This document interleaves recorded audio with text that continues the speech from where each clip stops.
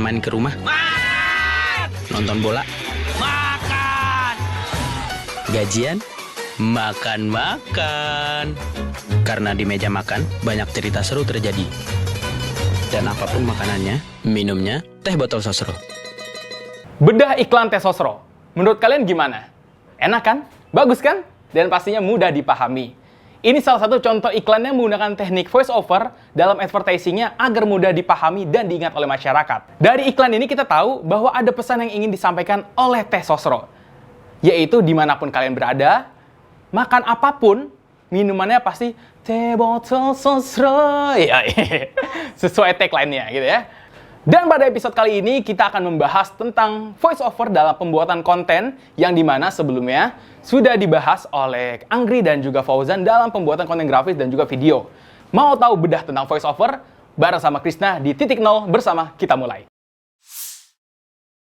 Voice over merupakan materi yang sangat penting dalam pembuatan video. Kenapa? Karena voice over ini dapat menghidupkan suatu konten video ini menjadi mudah dipahami juga dan pastinya lebih bernyawa gitu. Paham ya? Lebih bernyawa.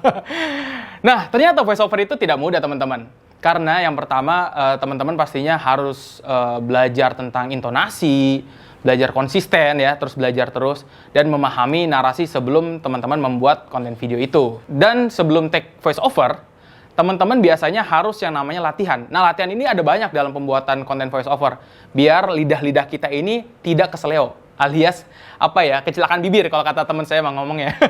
Jadi biar lidah kita ini lebih luas ya. Terus biar omongan-omongan narasinya tuh lebih gampang diucapkan gitu. Nah, ada beberapa latihan, misalkan teman-teman bisa A, I, U, E, O. Oke? Itu biar lemes rahang-rahang sini, pipi-pipinya menjadi tirus kan. Udah mulai kelihatan ya pipi saya keseringan voice over. Oke, teman-teman bisa latihan dari A, I, U, E, O. Selanjutnya untuk lidah, nah ini diulang terus. Ini biar lidahnya tuh lebih santai aja gitu ya. Tadi udah rahang, lidah. Selanjutnya teman-teman kalau mungkin ada yang nanya gitu kan, Kak, kira-kira kalau misalkan bikin voice over ngaruh nggak sih sama pita suara? Terus suka makan gorengan, suka minum es gitu ya. Ini tergantung juga dari beberapa orang-orang gitu. Ada yang mungkin hobinya makan gorengan, hobinya minum es, tapi ternyata pita suaranya untuk take voice over-nya tetap bagus gitu ya. Ada yang bilang lagi, rumornya katanya kalau ingin memiliki suara yang deep, harus ngerokok gitu ya, biar pita suara jadi kayak lebih deep gitu ya. Itu mungkin ada beberapa orang yang kalau bukan menganut sih, maksudnya ada yang beranggapan bahwa ya kalau gue mau deep suara gue ya gue ngerokok gitu. Tapi ada beberapa juga yang memiliki ciri dari pita suara yang memang dia bisa untuk nada high, middle, dan juga low gitu, yang deep. Nah, untuk itu semua dalam pembuatan konten, yang pertama adalah memahami narasi teks voiceover. Nah, biasanya ini dibuat oleh tim script ya. Scriptwriter-nya dibikin, misalkan ada salah satu contoh pembuatan konten video teh botol yang tadi udah kita tonton gitu. Pastikan ada script yang kuat juga, pesan yang ingin disampaikan. Nah, pada saat teman-teman ingin take voice over, itu bukan langsung semata-mata, oke, gue dikasih nih teksnya, tiba-tiba langsung gue bacain aja. Enggak, salah. Mungkin ada yang bisa improve secepat itu ya, tapi kan pasti kan ada pesan-pesan yang ingin disampaikan, yang ingin di-bold itu apa gitu. Nah, makanya kita harus memahami narasi dengan seksama. Jadi kita baca dulu, bisa 2 kali, 3 kali kita baca untuk memahami ini inti voice over-nya apa sih, yang harus gue bold untuk di kalimat ini apa sih, yang harus ada titik komanya, terus juga penekanan intonasinya itu seperti apa. Jadi teman-teman bisa mempelajari narasi teks yang diberikan oleh scriptwriter gitu ya.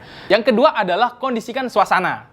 Nah, kondisikan suasana ini misalkan tiba-tiba kalau yang kita lihat secara profesional ya pasti dia di dalam studio gitu ya. Yang banyak busa-busanya, mungkin lagi di rumah SpongeBob.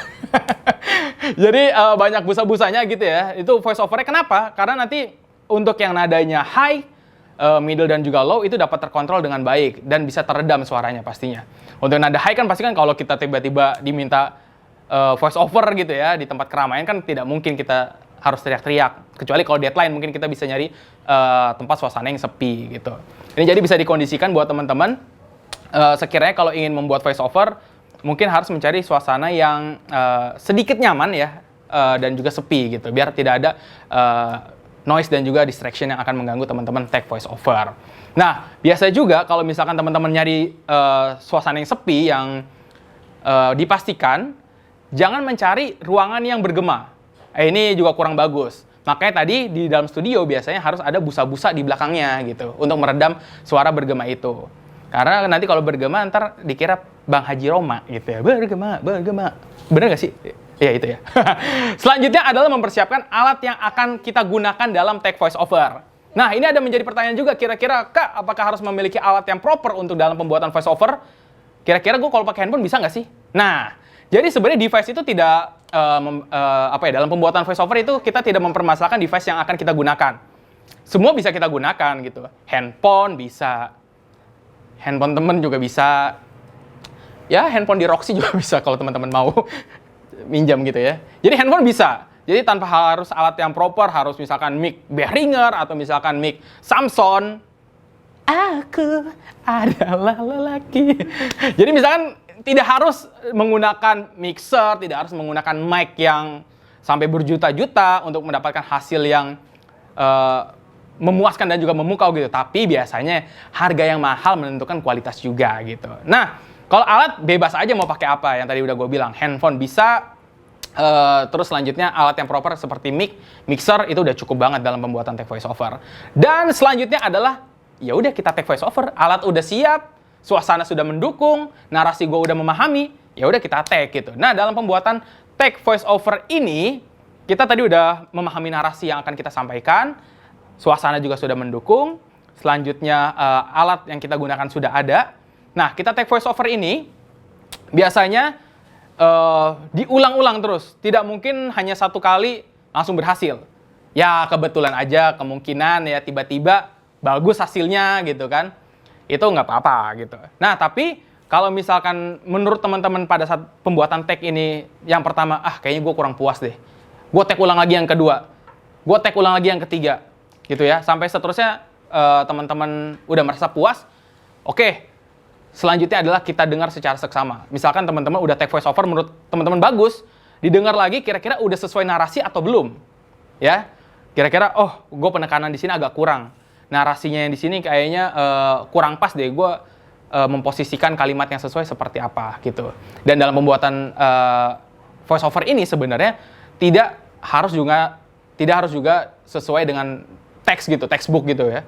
Misalkan harus aku pergi ke pasar bla bla bla, itu nggak usah. Misalkan teman-teman bisa punya gaya sendiri, tapi kalau untuk lebih ke perusahaan, klien gitu ya, itu dipastikan lagi memang harus sesuai. Jadi kalimatnya kalau bisa didiscuss sama scriptwriter-nya mau seperti apa, gaya bahasanya seperti apa, supaya yang tadi gue bilang lebih mudah dipahami dan juga mudah dimengerti oleh klien kita atau sama masyarakat yang luas. Dan selanjutnya itu minta feedback. Nah, minta feedback ini ya tadi kita udah bikin nih, menurut kita udah bagus, udah sesuai dengan narasi, intonasi udah pas, titik komanya udah sesuai, kita lemparlah ke grup.